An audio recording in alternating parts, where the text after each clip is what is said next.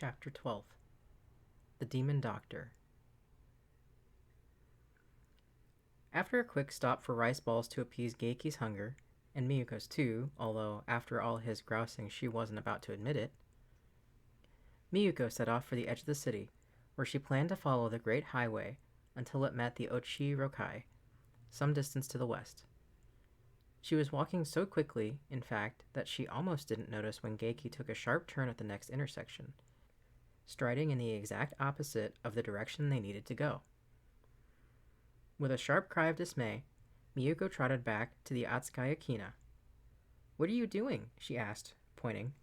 "The Ochi-Rokai is that way." "Yes, but we're not taking the Ochi-Rokai. At least, not yet.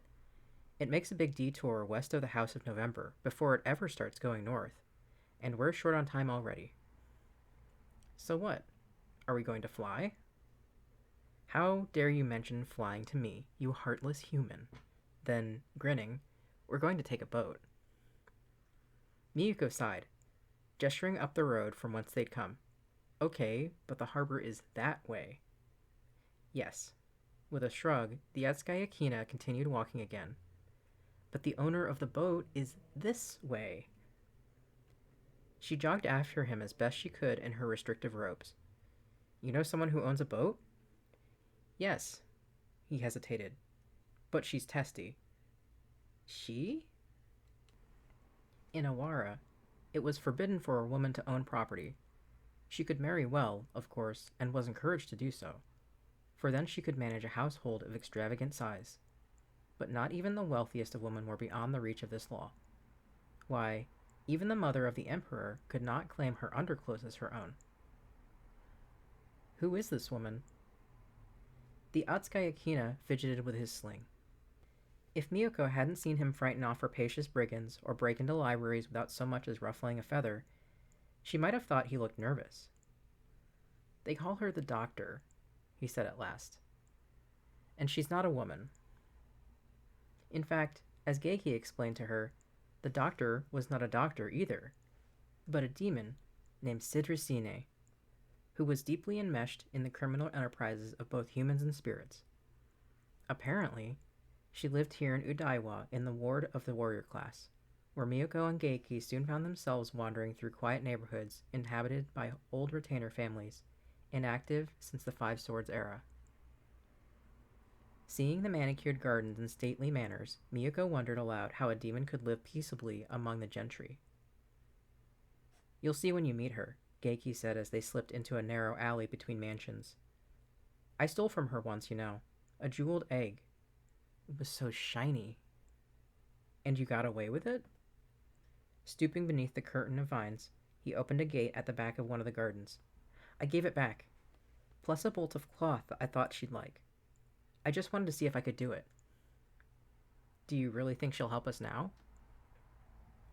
They crossed a path of perfectly placed stepping stones and knocked upon a door in a shadowed corner of the house. Geiki plucked at a stray thread on his sling. "If she's not in a mood," he said. "And if she is?" The Atsukaya Kina grinned sheepishly at her. "You were fine with walking, right?"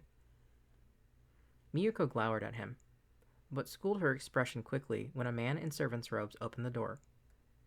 He stared at them blankly, as if waiting for instruction. Then, "May I help you?" He had an odd, inflectionless voice, as if he had been stripped of all emotion.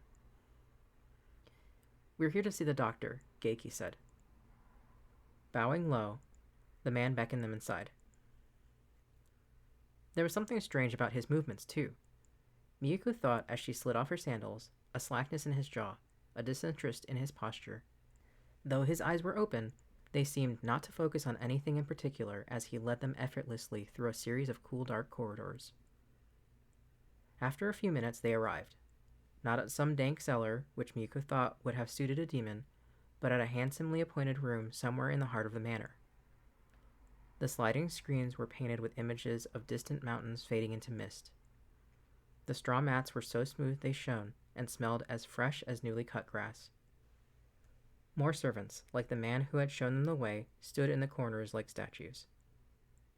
And in the back of the room, upon a cushion of tasseled brocade, sat the doctor.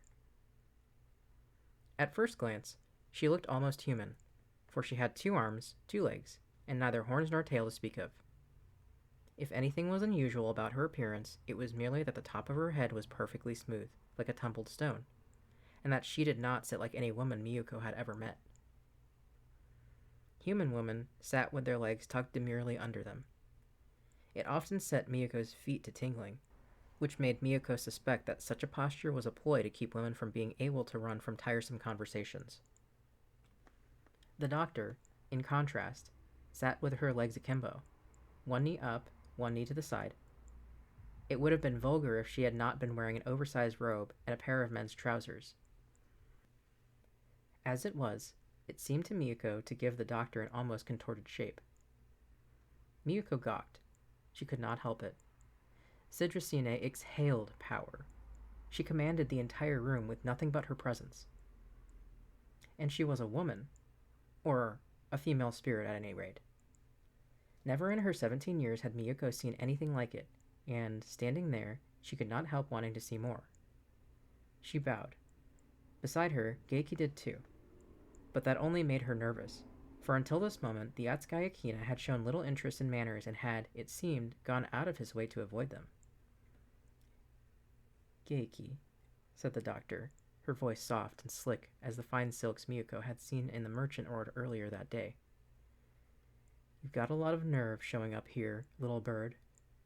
Why, I ought to strangle you where you stand, just to make an example out of you. He bobbed up again, tugging at his sling. I, was hoping that was behind us, Citrusine-jai. Oh? Reaching for the golden platter beside her, the doctor lifted a cream-colored egg from a pile, angled it into her mouth, and swallowed it whole.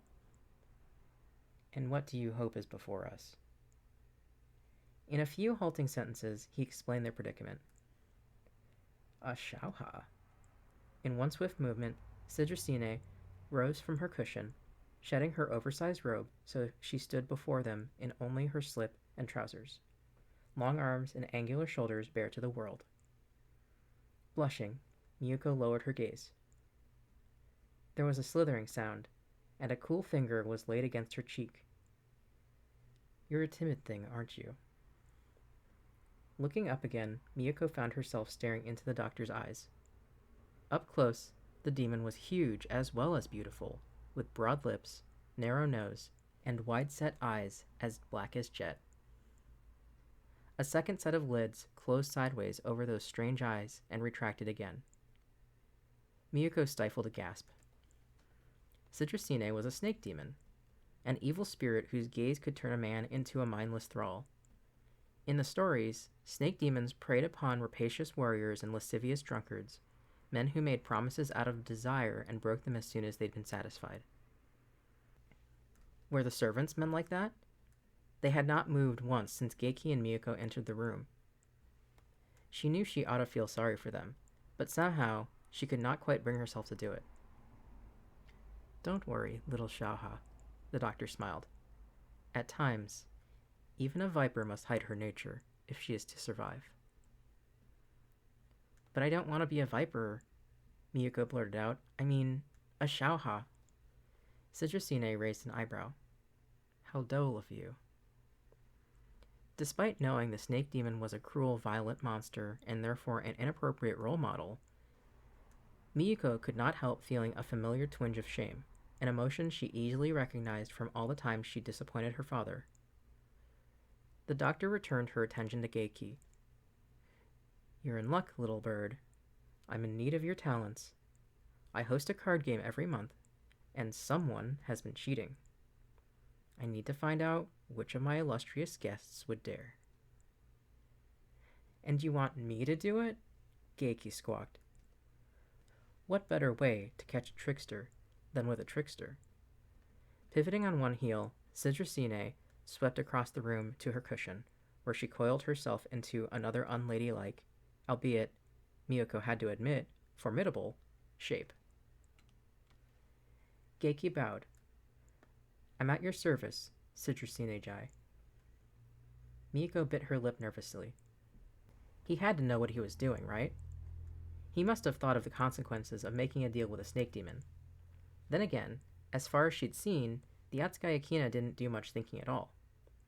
Another smile twisted the doctor's lips. Very well. I shall stake you. The game begins at... Stake him what? Miyuko interrupted. Both Citrusine and Geiki turned their eyes on her impatiently. Favors, the Atsukayakina sighed. What else do you think Nasu gamble with? Little favors from little spirits like your friend here, the doctor added. Big ones from more powerful spirits. I'd have to put in a dozen favors for just one from Citrusine, Geiki explained. She'd have to put in a dozen to equal just one from an even more powerful spirit. Get it? Miyuko frowned. Like everyone else in Awara, she knew spirits had a hierarchy, just as mortals did. Common spirits, like Atsukayaki Nasu, were less powerful than longer-lived Nasu, whose domains might be a very large boulder or a hoary tree. Then came high spirits, like those of the seas and mountains, and, finally, greatest of all in power and importance, the lunar gods. Of course, this was to say nothing of demons, who could, oddly enough, be both powerful and abject at the same time. It was all very confusing, and Miyuko, like most humans, had little grasp over the intricacies of such divisions. So you gamble for favors, she said. And then? Cash in our winnings when we want them, said the doctor. Although, I don't know what I'd do with a favor from an Atsukayakina. Geiki puffed out his chest. You never know. Need an illusion? Need something stolen? I'm your bird. Citrusina's lip curled in disgust. Just find me my swindler, and you'll have your boat ride across the bay. Now, you'd better clean yourselves up before tonight. You, little viper, smell of servant, and that's certain to make you suspect.